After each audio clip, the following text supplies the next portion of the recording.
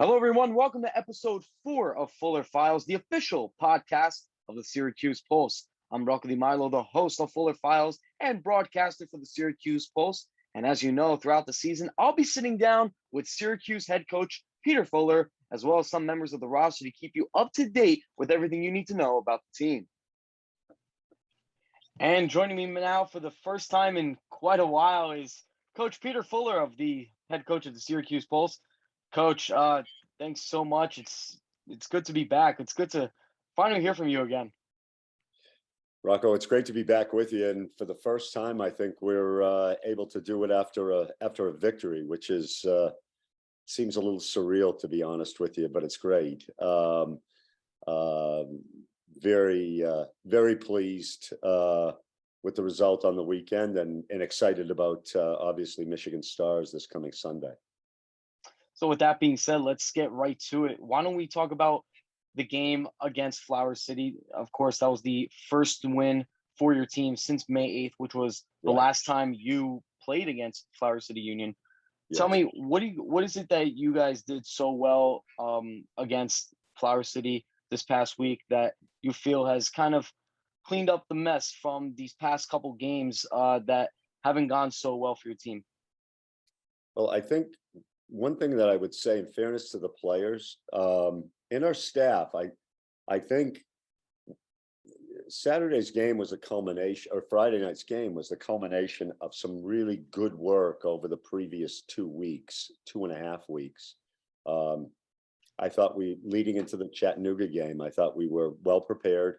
I thought we've been training very well. We've been working on a new system. And I thought the players did a great job there. I thought we were unlucky not to get something from the game. Coming in, and I think it was a good springboard for us coming into the Flower City game, and had a great week of training. We chose to play the same way we played against Chattanooga in terms of how we chose to defend, where we set our lines, the formation, those kinds of things.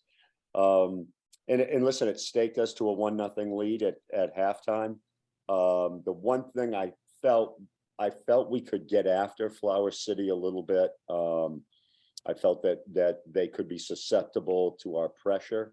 We're a good pressing team when everybody's bought in and understands their role. So we changed that at halftime and went to press them further up the pitch, and I think the results speak for themselves. I think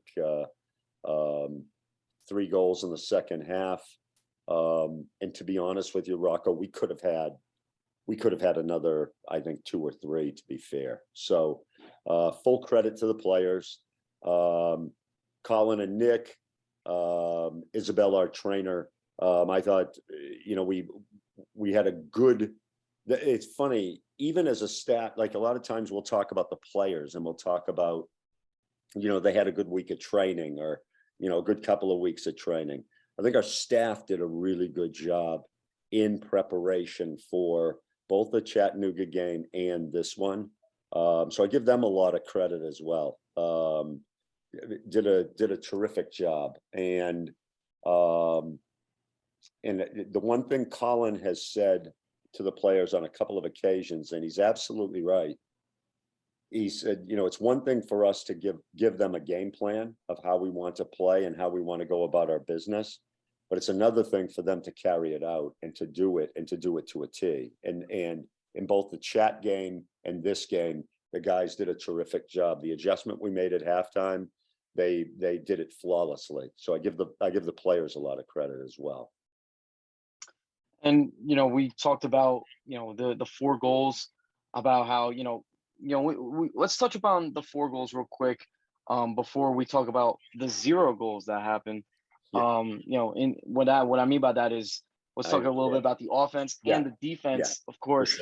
For sure. Offensively, we had a couple starlets out there. The man of the match was named to be Juan Louis with the 2 goals that he scored, but it seemed as though that when that announcement came out that he was named the man of the match, it was safe to say that the unsung hero of that game was Min Jae Kwok. Yeah, yeah, yeah. Well, I think you and I have talked about this before when it comes to those two. They're very close friends off the field. And the interesting thing is that they bring that chemistry onto the field, in terms of they're playing together. They enjoy playing together, and they have a wonderful sixth sense, if you will, about where each other's going to be, runs that need to be made at a particular time. Um, and I think, certainly Juan, had some great help from Minge. But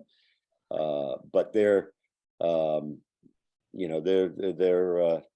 think of your, Dumb and Dumber, Cuff and Link, whatever you want to call them. I mean, those two are, they fit really, really well together. And I was really happy for the two of them.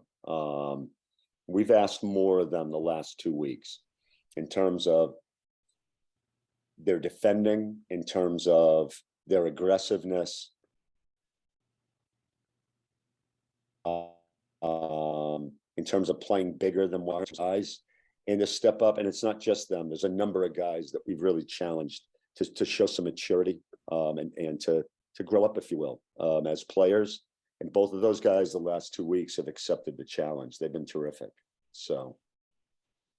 And it seems as though you really did put Minjae Kwok especially to a challenge, because he's normally in the middle on that midfield line, holding the middle down more in that kind of, like, I guess you call that six role, where normally where you'd probably sub in Mason Moyers sometimes, where we've seen you do that a couple times. But this time around against Flower City, Yeah. you put him on the attacking line on the wing. Yes. That was different. That was definitely a different role for him. And, it's clear to say that he embraced that role. Well, Rocco, I think we've played most of the season. We've played with 2 10s, and it's usually been with Minjae and with Evan Waldrop. Obviously, Evan's been nursing an injury. So, he's been out. Alec McKinley stepped in and has done a heck of a job, as well as Zach Reynolds. Have done a terrific job. But when we changed the system, Minjae actually was more the focal point of changing it. When he was at Cal United, played for Donnie Ebert out there, Donnie used him almost exclusively as an 11. So, I'd like to say that it's some kind of genius on my part. It's not. It's just looking at Minjae's background and where he's had the most success. And we moved him, moving him out to the 11. He's done a heck of a job, and he did at Chad as well. Really caused them some major problems. Very unlucky. The goalkeeper Reddington made a heck of a save on him at a point where it would have, I believe, it would have brought us tied with them near the end of the first half. Either that or it may have been the first goal of the game, but kid made a heck of a save. But some great work by Minge. But I think he's in a place where he needs to be. We've experimented at the 10. He does a good job there. And the one thing I don't think Minjae and Juan get enough credit for, certainly Caleb Jackson, I think, doesn't get enough credit for. Those guys, they're tenacious defensively. I mean, they are very, very responsible. And when we press and when we get after people, those guys do a really, really good job. I think Juan probably has improved as the year goes on. I've had Caleb 2 of the last 3 years, having coached him in chat for a year, and then obviously now here. And he presses naturally very, very well. He's a quality defender, and Minge is no different. Those guys, they're incredibly responsible defensively. The point, though, Rocco, I was going to lead to is sometimes Minjae ends up being too responsible defensively when he plays as a 10. When we're out of possession for long periods, he ends up a lot of times back as an 8 or even a 6. So he's picking the ball up in areas we really don't want him picking it up in. We'd like him further up the pitch where he can hurt the opponent far more. So I think moving him to the 11 and giving him instructions in terms of how we wanted him to play there and how deep we wanted him to come back, I think it's made a big difference for him. And certainly he's had 2 games back to back now where he's been terrific. Now let's talk about, we talked a lot about the 4 now. Now let's talk about the 0. Yeah. Defensively, in that game, and not even just that game, we've been seeing a lot more of Maurian Musi back in that defensive line with Caio da Silva, as well as, of course, your normal stars like Sean Russell, and as well as Kyle Newell. I almost forgot about him. I don't know how, but but don't forget Kyle. Yeah, no, absolutely not. But let's talk about them 4 real quick. You have Kyle, Maurian, and Sean. Talk about their role during the Flower City Union game, and how their defense was on point, and just were there anything that you think that they could have done better, or do you think what give your overall perspective on their defensive play? Sure. Well, you get a clean sheet, and obviously Macklin has something to do with that as well. But you get a clean sheet, there's a lot of people you need to thank. I think one of the things that we've tried to do is we've tried to defend as an 11-man unit, and we've tried to attack as an 11-man unit. I'd say the attacking hasn't gone as well at times as the defending has. But I would even go back to the Chattanooga game, Rocco.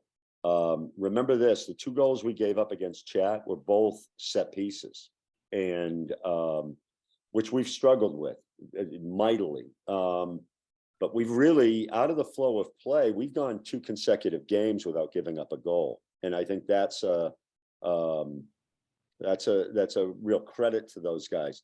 But every single one of them, start with Kyle at the right back at the 2, Caio at the 4, Musi at the 5, and Sean at the 3.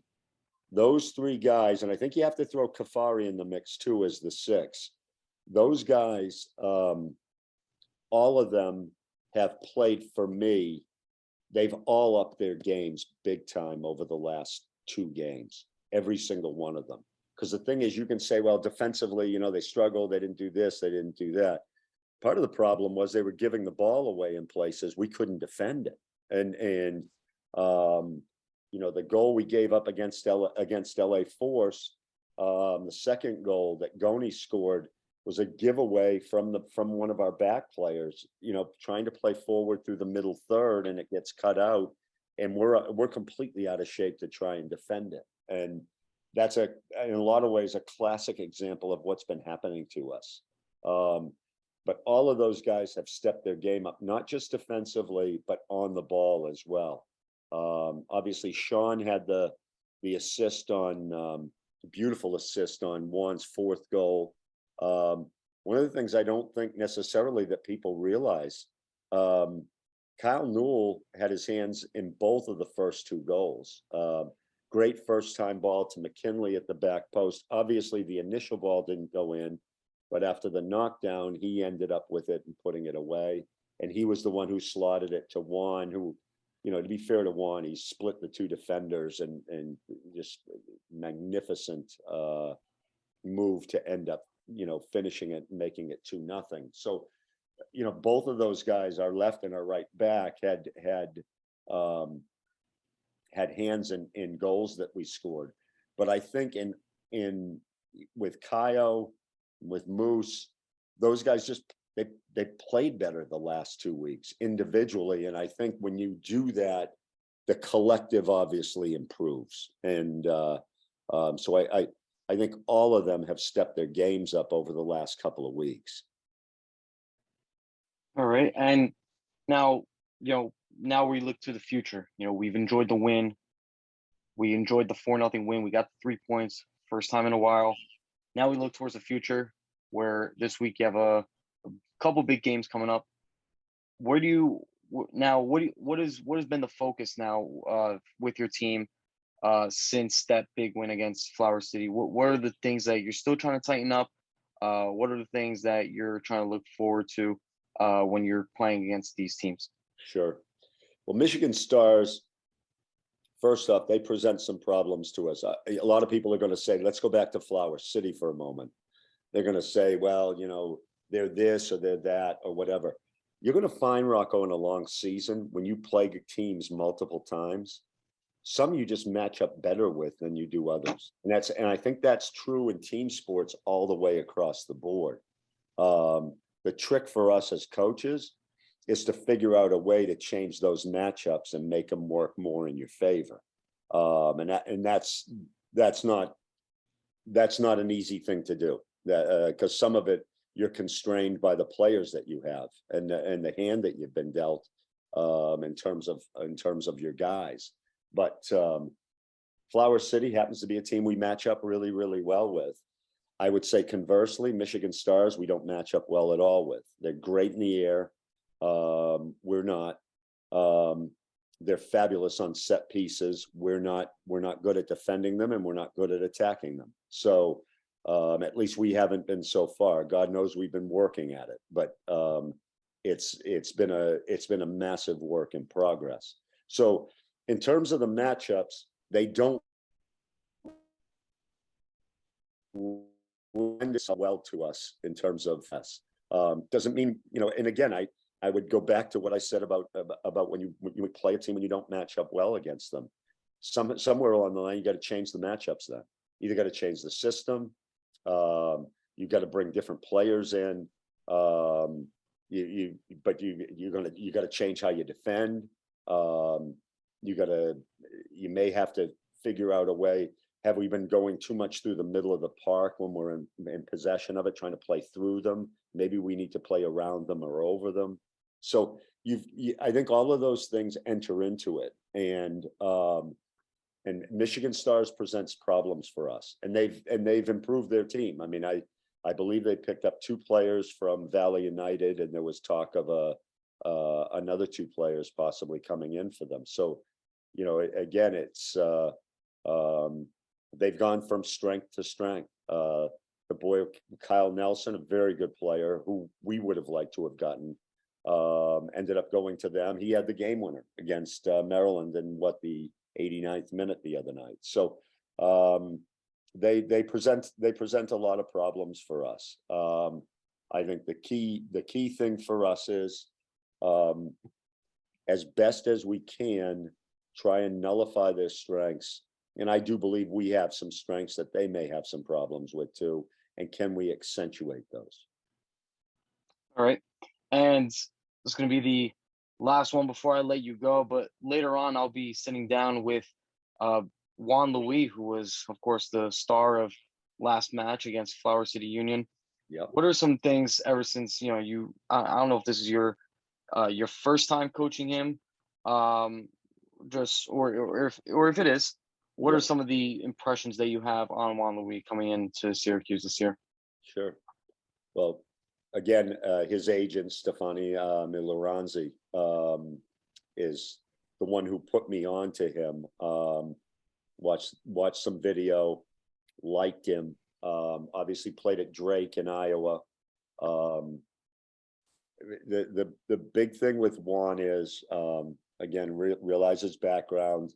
Grew up in Haiti, went through some very difficult times, obviously here now in the US, and came and I'm not positive of the exact age.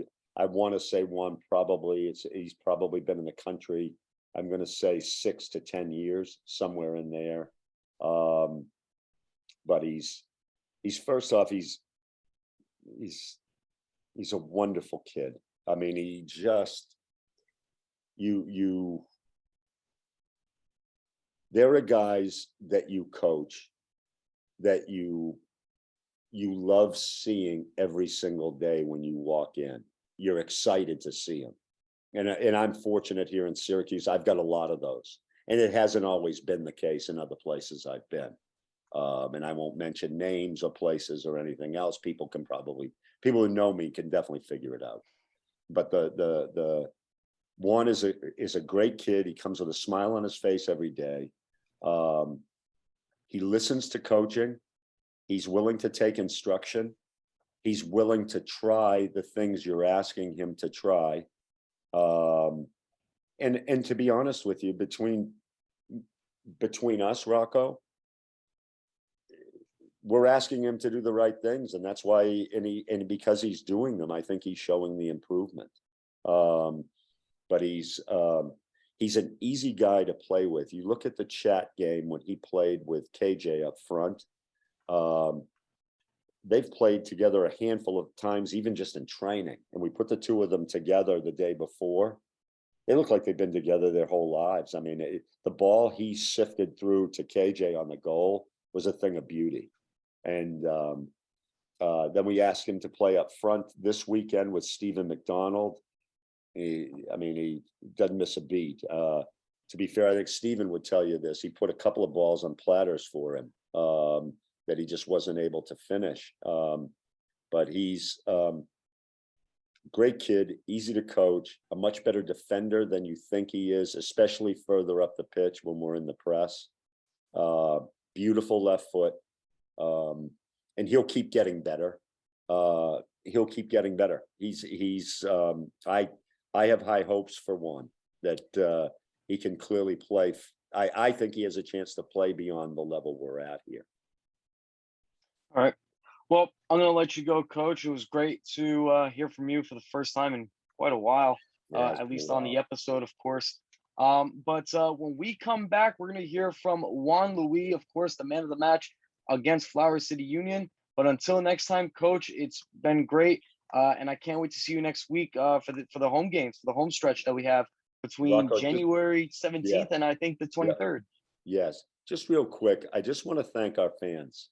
To look up in the stands and to see 100, 150 people in the stands this last on Friday night, to you and Phil, I believe it was Jaden, if I'm not mistaken. Jaden, our sideline reporter, did a heck of a job. It was just so professional. Really, really well done. You guys did a terrific job. But to our fans, I just want to say thank you. And I would encourage you, get back out again on Sunday night. I think the product that we have is a good one. I would like to believe the people that came were entertained. And we'd love to see that number double on Sunday night. So come out to Laser Stadium and see the boys. Come out to Laser Stadium and see the boys indeed. But thanks so much, Coach. And like I said, we'll see you next week. I'll see you next week for the home stretch. And of course, can't wait for a great home stretch of games. Thanks, Rocco. And I appreciate you. I appreciate you having me.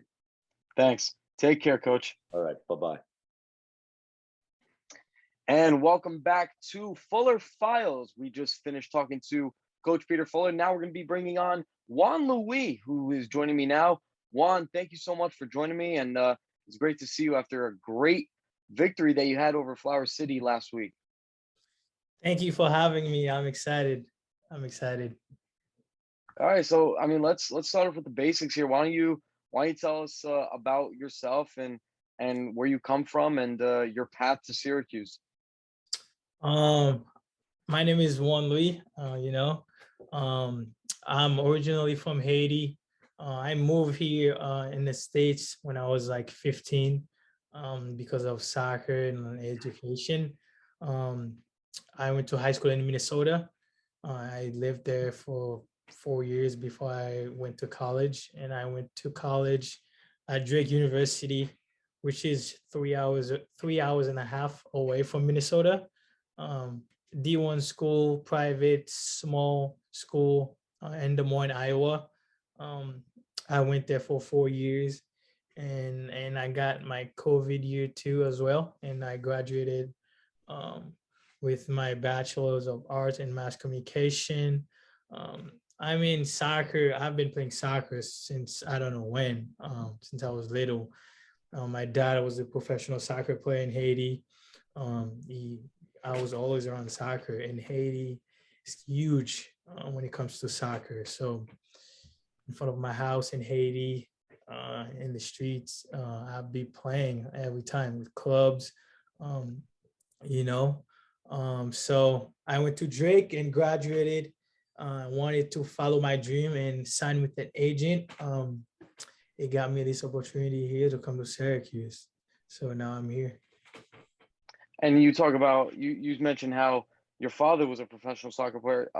Who give a little background on him and how he kind of inspired you to play soccer as well. Um, I mean, he was. If you go to Haiti and you ask about him, anybody will tell you who he is because he was such a good player, very impactful. Scored a lot of goals. He was a 9. So yeah, I always watch him play and always been around soccer. My family loves soccer. He always pushed me to, follow my dream and work hard and smart. And I love soccer since I was little. He didn't force me to like soccer, I naturally fell in love with soccer. And Right. yeah.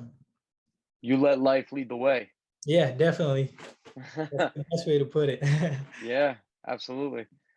And so describe what your impressions have been about the team and the city of Syracuse and how important you feel it is to be part of a team that's trying to bring professional soccer back to the city of Syracuse for the first time in quite a while. I mean, so far it's my first professional contract. So it was huge, and I was excited to come to a new state and started my professional journey. It's not always easy. Things can be hard, but it was good. I learned since I've been here. I learned a lot, and I really like coach. He's teaching me a lot of things, and he trusts me, and I trust him too. So it's been great. I like the team, and I like what we're trying to do as a team to win more games and improve from the beginning of the season to now. You can see a lot of improvements from the players, coaching staff, everyone. Yeah, I'm patiently going with the process, trusting the process, and we'll see in the future. And describe the signing day for you when you mentioned that this is your first professional soccer contract that you received.